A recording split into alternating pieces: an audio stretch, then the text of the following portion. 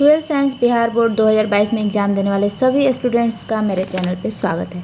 आज हम समझेंगे इंग्लिश के सिलेबस और मार्क्स कैसे डिवाइड किए जाते हैं, कौन कौन से क्वेश्चंस पे कितने मार्क्स मिलते हैं, किस किस सेक्शन से क्वेश्चन पूछे जाते हैं और भी बहुत कुछ। सो हेलो एवरीवन, मैं हूँ Pooja and welcome to my channel Pooja stories. Okay, तो मैंने फिजिक्स एंड केमिस्ट्री के भी सिलेबस पे वीडियोस बनाया हुआ है, तो अगर आपने नहीं देखा है तो वो जाके आप चेकआउट कर सकते हैं। मैंने लिंक डिस्क्रिप्शन बॉक्स में शेयर कर दिया है। ओके, तो अभी समझते हैं इंग्लिश को। तो बिहार बोर्ड 2022 में क्लास 12 के लिए जो इंग्लिश है उसमें दो इंग्लिश की बुक आती है। पहला तो आपका रेनबो आता है, गॉट इट। दूसरा आता है स्टोरी ऑफ इंग्लिश, ठीक है। दो बुक्स अभी बिहार बोर्ड ने अभी रखे हुए हैं 12th में, तो ये रेनबो हो गया पहला और दूसरा स्टोरी ऑफ इंग्लिश। तो अब हम समझते हैं कि इंग्लिश के जो पेपर हमें मिलेंगे वो कितने नंबर के मिलेंगे और कितने कितने नंबर में वो कैसे कैसे डिवाइड होगा। तो इंग्लिश का जो पेपर हमारा आएगा 100 मार्क्स का आएगा, ठीक है, बिकॉज प्रैक्टिकल तो होती नहीं है इंग्लिश में। तो इंग्लिश का पेपर हमारा 100 मार्क्स का आएगा, जिसमें ऑब्जेक्टिव आपका आएगा 50 मार्क्स का, ठीक है। 50 नंबर के ऑब्जेक्टिव रहेंगे, जिसमें आपको ऑब्जेक्टिव के क्वेश्चन जो पूछे जाएंगे ऑब्जेक्टिव वाले वो 100 क्वेश्चंस रहेंगे। अगर आप ये क्वेश्चन पेपर में देखें तो 100 क्वेश्चन हैं और उसमें से आपको बनाना है, मतलब जितना आंसर करना है आपको सिर्फ 50 क्वेश्चन को आंसर करना है और हर क्वेश्चन पे 1 नंबर मिलने वाले हैं। तो आपको 50 नंबर मिलेंगे अगर आपने 50 क्वेश्चन सही बना दिए, तो ऑब्जेक्टिव के आंसर सही कर दिए तो आपको 50 नंबर यहाँ से मिल जाने वाले हैं, गॉट इट। अब ऑब्जेक्टिव में किस किस सेक्शन से क्वेश्चन पूछेगा ये थोड़ा सा समझ लीजिए। ग्रामर से लगभग 50 से 60 क्वेश्चन रहेंगे। ऑब्जेक्टिव वाले सेक्शन में ग्रामर से 50 से 60 क्वेश्चन रहेंगे, समझ गए। स्टोरी ऑफ इंग्लिश जो बुक है उससे लगभग 10 या 10 से कम भी हो सकते हैं, ज़्यादा कम ये होते रहते हैं, लेकिन लगभग 10 क्वेश्चन इससे रखे जाते हैं लगभग। फिर रेनबो जो बुक है आपका इंग्लिश का मेन बुक, उससे 30 क्वेश्चन, या फिर अगर ग्रामर से अगर 50 क्वेश्चन पूछे जाएंगे तो इसमें 40 कर दिए जाएंगे, या इधर 60 है तो इधर 30 कर दिए जाएंगे, ठीक है। ये क्लियर हो गया आपका ऑब्जेक्टिव वाला सेक्शन। अब आइए इधर डिस्क्रिप्टिव में। डिस्क्रिप्टिव का मतलब हो गया कि व्याख्या करने वाला, या लघु उत्तरीय भी बोल सकते हैं, दीर्घ उत्तरीय भी, इसको डिस्क्रिप्टिव भी बोलते हैं इंग्लिश में। तो इसमें कौन कौन से क्वेश्चन पूछे जाएंगे, कितने कितने नंबर के पूछे जाएंगे, कैसे आपको आंसर करना है, ये सारी चीज़ें समझ लीजिए, ठीक है। पहला आपका आएगा क्वेश्चन एस्से पे, ठीक है। एस्से मतलब हो गया लेख, निबंध जिसको हम लोग हिंदी में बोलते हैं। ये आपको आएगा 5 टॉपिक्स दिए जाएंगे, 5 मतलब टॉपिक आपके रहेंगे कि इस पे लिखना है, और आपको उसमें से सिर्फ एक टॉपिक पे आपको ऐसे लिखना है।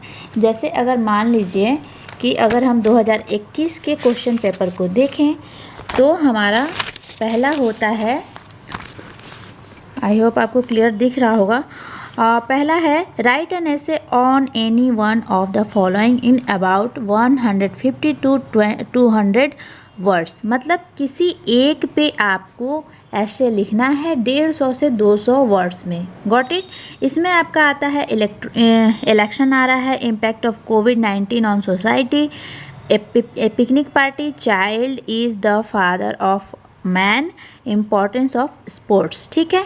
इसमें से किसी भी एक टॉपिक पे जिस पे भी आप कंफर्टेबल हो, जिस पे भी आपको अच्छे से लिखने को आता हो, उस पे अच्छे से सुंदर राइटिंग में अच्छे से एक पे ऐसे अच्छे से लिख दीजिए। इस पे आपको 8 नंबर मिलेंगे अगर आपने अच्छे से लिख दिए तो।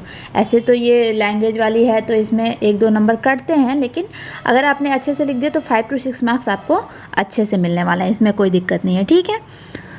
दूसरा हमारा आता है explain any one of the following. ये प्रोज सेक्शन का। प्रोज अब किसे बोलते हैं ये थोड़ा सा समझ लीजिए। जैसे अगर मैं बुक लेती हूँ रेनबो की, आप लोगों ने बुक तो देखी नहीं होगी मुझे जहाँ तक उम्मीद है, लेकिन अगर किसी ने बुक देखी है तो ये बहुत अच्छी बात है, खुशी की बात है कि आपने बुक को देखा हुआ है। तो अभी देख लीजिए, ये रेनबो की बुक है 12th क्लास की, ठीक है। और इसमें आपको ये सेक्शन आता है प्रोज का। प्रोज में आपको चैप्टर है 1 2 3 4 5 6 7 8 9 10 11, ठीक है। इसमें Indian civilisation and culture, Bharat is my home, a picnic snuff, I have a dream, ऐसे करके ये प्रोज वाला सेक्शन आ जाता है। प्रोज मतलब हो गया कि कहानी टाइप का जो चीज़ें, कहानी टाइप की जो चीज़ें होती हैं, मतलब अच्छे अच्छे बायोग्राफिक्स होते हैं, फिर कहानियाँ होती हैं उसमें, मतलब जो अच्छे से लिखे हुए कहानी जैसे जो लिखे रहते हैं उनको प्रोज बोलते हैं। और ये हो जाता है पोएट्री वाला सेक्शन। पोएट्री मतलब हो गए कविता। कविता वाला सेक्शन में आपको 10 कविताएं भी हैं इंग्लिश में। एंड इधर 9 चैप्टर हैं आपके, रीड, थिंक एंड एंजॉय। ये आपको पढ़ना है, सोचना है, मस्ती करना है, एंजॉय करना है, मतलब ये अच्छे से आपको इंग्लिश में मज़ा आए, इसके लिए ये सारे चैप्टर्स बनाए गए हैं। तो अभी आप समझ गए प्रोज किसे बोलेंगे, पोएट्री किसे बोलेंगे, एंड वो वाला एक अलग सेक्शन हो गया। तो पहला जो आ रहा है आपका क्वेश्चन नंबर 2, ठीक है। क्वेश्चन नंबर 2 में जो है explain any one of the following, ये आपको प्रोज से रहेगा। अब इसमें क्या पूछेगा ये मैं समझा देती हूँ, ठीक है। ये कह रहा है कि जैसे ये नंबर ए, अगर 2 का नंबर ए देखें आप, it is obvious that we know more than animals do and it is common to consider this one of our advantage. ये क्या करेगा कि आपको किसी भी चैप्टर से 1 या 2 लाइन उठा के आपको इसमें रख देगा, ठीक है। और आपको उसको एक्सप्लेन करना है, समझाना है कि ये कहाँ से लिया गया है और किसने लिखा हुआ है, किस चैप्टर से लिया गया है, और प्लस इसका मतलब क्या होता है। बस यही चीज़ आपको एक्सप्लेन करनी है, इतना ही आपको लिखना है। और इसमें दिया हुआ है 1 2 3 4, 4 दिए हुए हैं, ABCD 4 करके दिए हुए हैं। इसमें से आपको किसी एक पे किसी एक को आपको राइट कर लेना है, एक्सप्लेन करना है। बस इतना अगर आप कर लेते हैं तो आपको 4 नंबर मिल जाएंगे। Got it. फिर आपको आता है क्वेश्चन नंबर 3, अगर आप देखें तो फिर explain any one of the following ही है, मतलब ये आता है पोएट्री सेक्शन से। जो कविता वाला भाग है इंग्लिश का आपका, उससे पूछेगा। उसमें भी ABCD करके 4 ही रहेंगे, जिसमें से आपको किसी एक को आंसर कर दीजिए, एक को एक्सप्लेन कर दीजिए, एक के बारे में बता दीजिए, उससे आपको 4 नंबर फिर से मिल जाएंगे। समझ गए क्वेश्चन नंबर 3 तक। चलिए अब क्वेश्चन नंबर 4 देख लीजिए। क्वेश्चन नंबर 4 आपका ग्रामर से रहेगा, मीन्स लेटर या एप्लीकेशन। आप अगर लेटर लिखने में कंफर्टेबल है तो लेटर लिख लीजिए, एप्लीकेशन लिखने में कंफर्टेबल है तो एप्लीकेशन लिख लीजिए। इसमें आपको 5 नंबर मिलेंगे। दोनों में से किसी एक को ही आपको करना है, या तो आप लेटर लिखिए एप्लीकेशन छोड़ दीजिए, या एप्लीकेशन लिखिए लेटर छोड़ दीजिए। तो जिसकी भी इंग्लिश अच्छी है, या फिर आप सेंटेंसेज अच्छे से बना लेते हैं, हिंदी को अच्छे से ट्रांसलेट कर लेते हैं, तो आप लेटर अच्छे से लिख सकते हैं। और अगर थोड़ी सी वीक है अगर इंग्लिश आपकी, तो आप एप्लीकेशन लिख सकते हैं, क्योंकि एप्लीकेशन का लगभग एक सा फॉर्मेट होता है। तो वो फॉर्मेट अगर आप समझ गए हैं तो आप लिख सकते हैं, ठीक है। खाका अगर आपने देख लिया है अच्छे से, 2-3 बार 4 बार आपने राइट कर लिया है, तो आप एप्लीकेशन भी लिख सकते हैं, क्योंकि एप्लीकेशन में बीच वाले सेक्शन में ज़्यादा भरना नहीं होता है। आप 2-4 लाइन लिख दीजिए तो भी काम चल जाएगा। तो ये आपका 5 नंबर यहाँ पे मिल जाएगा। समझ गए। ओके, क्वेश्चन नंबर 5 क्या होगा? क्वेश्चन नंबर 5 होगा आंसर एनी 5। अब आंसर एनी 5 को समझ लीजिए। जैसे कि क्वेश्चन नंबर 5 मैं दिखा देती हूँ क्या होगा। Answer any 5 of the following in about 40 to 50 words. आपको क्या करना है कि इसमें 5 नंबर क्वेश्चन में 10 क्वेश्चन रहेंगे, ABCDEFGH I and J, ये पूरे काउंट करने पे 10 होते हैं। इसमें से किन्हीं 5 को आपको आंसर करना है, किन्हीं 5 पे आपको आंसर लिखना है, जिसका जो मतलब होगा वर्ड्स, वो 40 से 50 वर्ड में आपको एक क्वेश्चन को आंसर करना है। समझ गए। तो इसमें से आपको कौन कौन से बुक में से पूछेगा? रेनबो से भी पूछेगा क्वेश्चन, और स्टोरी ऑफ इंग्लिश से भी पूछेगा। रेनबो से ज़्यादा क्वेश्चन रहेगा, स्टोरी ऑफ इंग्लिश से 1 या 2 क्वेश्चन डालेगा। तो आप डिसाइड कर लीजिए कि आपको दोनों बुक देखना है, या फिर एक ही बुक से आप 5 क्वेश्चन लिख देंगे। तो आपको इस बुक को उतना छूने की ज़रूरत नहीं पड़ेगी। आप इसी बुक से अगर 5 क्वेश्चन कर लेते हैं तो आपको 10 नंबर मिल जाएंगे। हर क्वेश्चन का आपको 2 नंबर मिलेगा। तो 2 × 5 कर लीजिए, तो आपका 10 मार्क्स यहाँ होते हैं, ठीक है। 10 मार्क्स यहाँ इस क्वेश्चन नंबर 5 में मिल जाएंगे। समझ गए। तो आप ये डिसाइड कर लीजिए कि रेनबो को अगर आप ज़्यादा अच्छे से समझ पा रहे हैं, पढ़ पा रहे हैं, तो रेनबो से ही पढ़ लीजिए, या फिर दोनों को आपने पढ़ा हुआ है तो दोनों में से मिला के आंसर कर सकते हैं। लेकिन क्वेश्चन 10 रहेंगे, 5 आपको आंसर करने हैं। ये आप देख लीजिए कि आपको किसको आंसर करना है। ओके, क्वेश्चन नंबर 6 में क्या है? Answer any 3।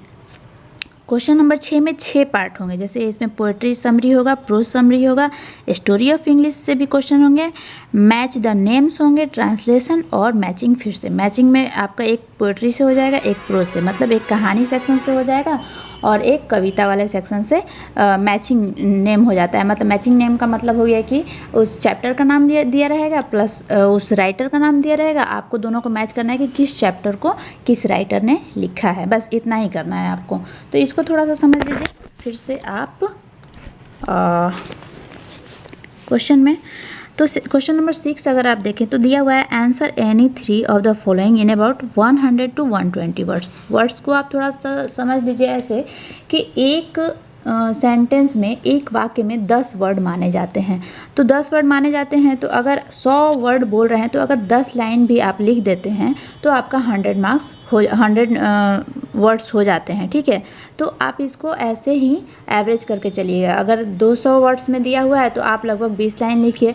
अगर 10 वर्ड दिया हुआ है, 100 वर्ड दिया हुआ है तो आप 10 लाइन लिखिए। 150 वर्ड दिया हुआ है तो आप 15 लाइन लिखिए। ऐसे करके ही चला जाता है। ये नहीं कि हम वहाँ पे लिख लिए और वर्ड्स काउंट करने लगे कि 1 2 3 4 वर्ड्स काउंट करने लगे, ये नहीं करना है। आपको सेंटेंसेज काउंट कर लीजिए कि कौन कौन से सेंटेंस, कितने सेंटेंसेज मैंने लिख लिए और उसको 10 से मल्टीप्लाई कर दीजिएगा, गुणा कर दीजिएगा, तो आपका वर्ड्स हो जाएगा।